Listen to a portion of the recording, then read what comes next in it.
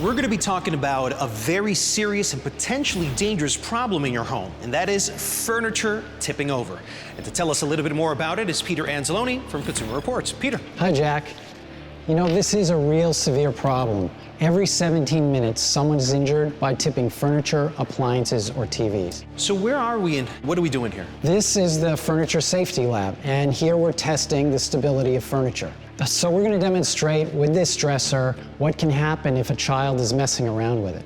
All right. This weight represents the weight of a child. And if we place it on the front of the dresser,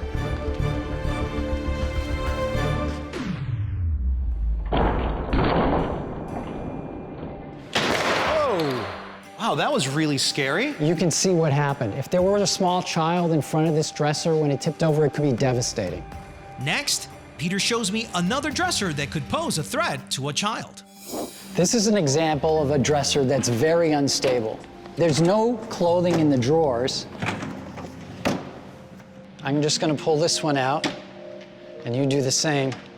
Whoa, that is very unstable. Yeah, this model has been recalled. It's no longer for sale. Well, that's a good thing. Let me show you one other example. Sure. Watch your hand. All right. Hey, no tipping over.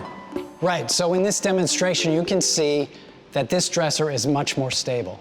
Is there a way of telling which ones tip over and which ones don't? We found that there's no real way of just looking at a dresser to see if it's stable or not.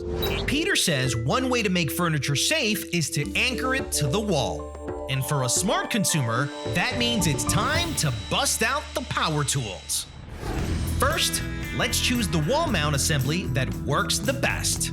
So, Peter, what do we got here? Well, this is an assortment of furniture anchors. Okay. These on this side are ones that might come with something if you purchased it new. You can see that there's not a lot to them. No, these seem pretty simple. Yeah. This assortment here are anchors that come as aftermarket kits. So you can see the ones that come with furniture, they only give you enough equipment to anchor it in one point, but usually the aftermarket kits, they give you multiple straps so that you can anchor it from two positions, which is much more secure. Step 1 of anchoring your furniture, finding the studs or support beams behind the wall. We'll just pass this stud finder back and forth where we might find a stud. Ah, you found one. There it is. And I found the other one. There you go. So we're ready for step 2, mounting the brackets. Peter measures the height of the dresser so we know where to place the brackets on the wall. So we have 33.5 inches, and then we're going to transfer that to the wall. So 33.5 inches right there. That's right where the stud was. All right. And we'll do the same thing on this side. Peter and I attach a pair of brackets with straps to both the wall and the back of the dresser. But here's a heads up. So we're supposed to put the screws on the top portion of the dresser, correct? That's right, because this piece can be very thin, and it's not quite as strong as a thicker piece of wood. Now comes the third and final step, securing the piece of furniture. You take the strap from the dresser and thread it through the bracket and tighten it up slightly, and you can do the same. There we go. Okay? That's it. And now we can slide the dresser into the wall. Just leave a little space. And then we'll just adjust the strap by pulling up on it, tighten it in closer. Ah. Okay. All safe and secure. And now you can see, grab a hold and try to pull it away from the wall. You can see that's not going to tip over. Yeah, that's not moving anywhere. Peter, this wasn't so hard.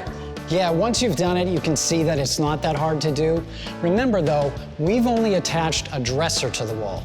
You want to make sure that you attach all your furniture in the household, bookcases, TVs, appliances, because children are always investigating things and climbing on things, and you really want to make the household completely safe for them. Well, Peter, thank you very much for this information. This is really, really good advice on safety.